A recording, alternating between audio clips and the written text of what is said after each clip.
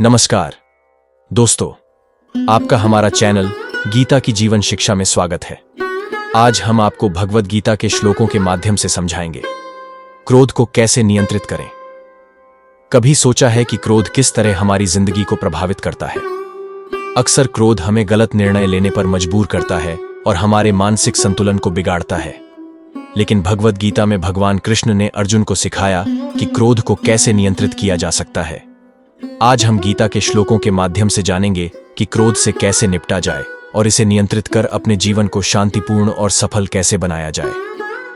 भगवद गीता के अध्याय 2 श्लोक 63 में भगवान कृष्ण कहते हैं, क्रोधात् भवति सम्मोह, सम्मोहात् स्मृति विभ्रम, स्मृति भ्रंशात् बुद्धिनाशो, बुद्धिनाशात् प्रणश्यति।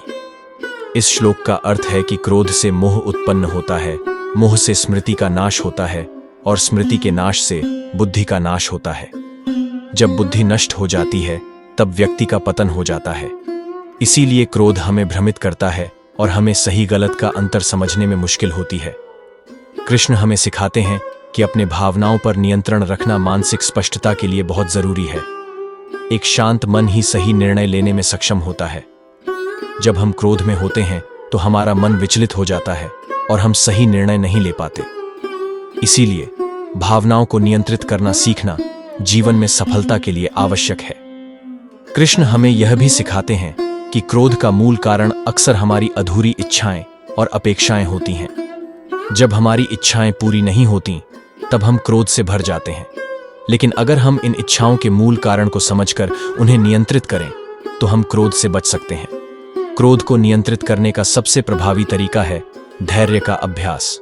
जब हम तनावपूर्ण परिस्थितियों में धैर्य रखते हैं तो हम प्रतिक्रिया देने से पहले सोचने का समय पाते हैं। धैर्य हमें क्रोध से होने वाले नकारात्मक प्रभावों से बचाता है और हमें शांतिपूर्ण ढंग से परिस्थितियों का सामना करने में मदद करता है।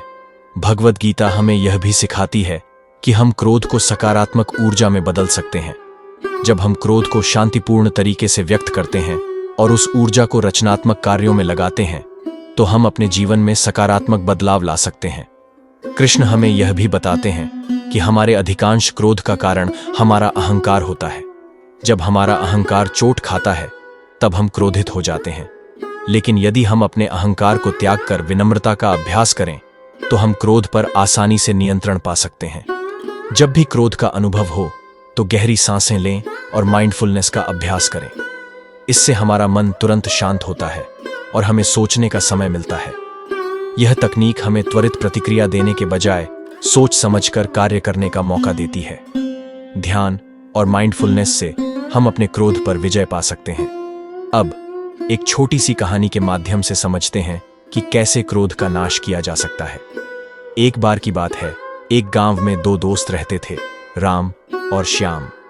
राम बहुत धैर्यवान और शांत स्वभाव का था, जबकि श्याम जल्दी गुस्सा हो जाता था। एक दिन दोनों के बीच किसी छोटी बात पर विवाद हो गया। श्याम ने क्रोध में आकर राम से कहा, मैं तुम्हारे साथ अब कभी बात नहीं करूंगा। राम ने शांति से मुस्कुराते हुए कहा, श्याम, जब तुम्हारा गुस्सा शांत हो जाए तब तुम मुझसे बात कर सकते हो, मैं यहीं रहूंगा। श्याम को राम की यह शांति समझ में नहीं आई। कुछ दिनों बाद जब श्याम का क्रोध शांत हुआ तो वह राम के पास गया और कहा, मैं नहीं समझ पा रहा कि तुमने गुस्से में मुझे कुछ क्यों नहीं कहा।